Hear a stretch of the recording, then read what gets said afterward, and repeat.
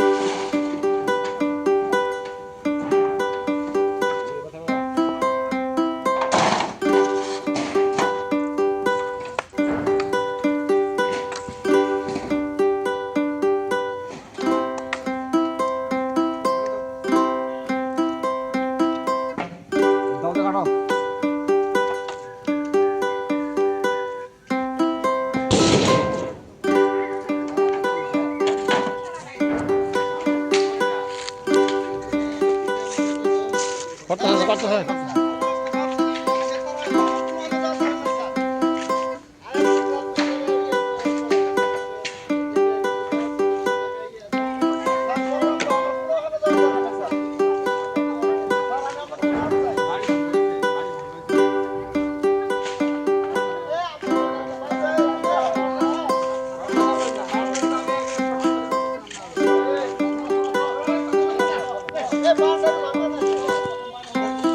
বাঙামার কাছে কাজ যাও ইয়ে দানি আসেন।